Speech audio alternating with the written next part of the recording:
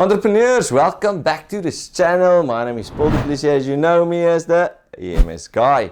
So in today's video series, we're talking about the topic of business plan. Now I'm doing it, it's not a big in-depth study, but we're doing quite a overview of the topic. So there's 7 videos covering a range of topics from the business functions, the concepts, the importance of a business plan, right up to the financial plan. So we covered that, most of the details in the business plan. Make sure you watch it. Remember to hit like, subscribe, and share with everyone. Okay, let's see you in the videos. Great entrepreneurs. Okay, so we've done 2 videos on a business plan. Make sure you watch that before you go into this. This is part 3 of our series on a business plan, and we're starting with the location of the business. Now, location is one of your most important factors that you need to consider. If your location is wrong, if you want to sell ice cream, you need to be close to a beach on a sunny day. That's where your target market is. If you're going to sell ice cream and you're going to hang around, let's say, a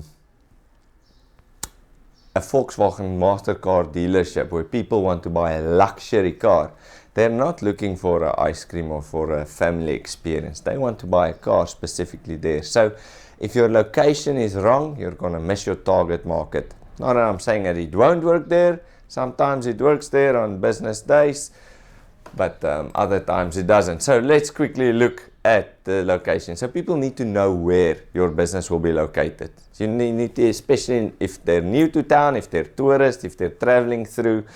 The locals, they will quickly figure it out, but even they need to know where you are so they can get used to your surroundings, right? So let's say if you live in Jeffreys Bay and you want to be close to the beach, then Main Beach is a good option. One of those shop fronts to have an ice cream parlor. There's quite a few already there, but that's an ideal location. So you need to be close to your target market.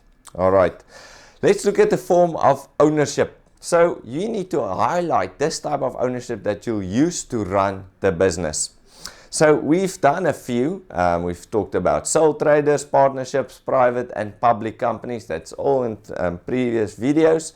And the reason why we want to look at the form of ownership in this instance is because of the risk involved. People want to know who's taking risk, who's taking responsibility, who's carrying the liability. If I invest in your business, will I carry any liability? If I pose a question to you, if you want to invest 1,000 Rand of your hard-earned money that you worked for the whole December money for, would you invest it into a high-risk company that might work, or would you want to invest in a company that is really thought out, the process, the product, everything is in a business plan that you actually think might work? Remember, both will have risks, but if there's one with less risk, that's more the option people tend to go to, unless you're a high-risk, high-reward venture capitalist kind of investor. But for most cases, you need to understand that forms of ownership plays a really big part in that. Remember, we're talking about legal liability there, who's taking the ownership for debt. So that's the aspects that you need to consider. So make sure to go review that videos if you cannot remember. Let's talk about the product description now. So this is now where you need to make sure that you provide a clear and specific and a detailed description of your product. You need to describe this thing from A to Z. This will lead to clarity on your raw materials. What raw materials do you need? What packaging do you need? What branding do you need? Let's take a look at a smartwatch. I like to run, so I bought myself a Garmin watch. And when I bought it, I really wanted to know what specifications it's got. So I knew I wanted to buy a running watch and not a triathlon watch. I want to be lightweight, easy functionality, user-friendly, and that it can sync with my watch quickly. So that was what I was searching for. And when I found this watch, it matched up all of my descriptions that I needed. And that's because they really described it well. Now that description in the sales you will find in your business plan. You need to be able to describe your product so well that anyone will be able to understand and be able to relate to in your business plan. Also, you need to emphasize why you want to sell it? What's your why? Why do you sell it? What's the value of your product? So when I bought the watch, it was not just so that I can see how fast I'm running.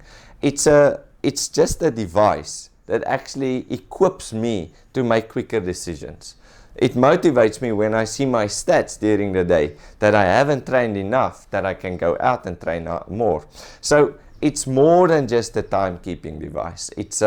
And that's what Garmin sometimes sells. So you have to understand your why, and that must be in your business plan.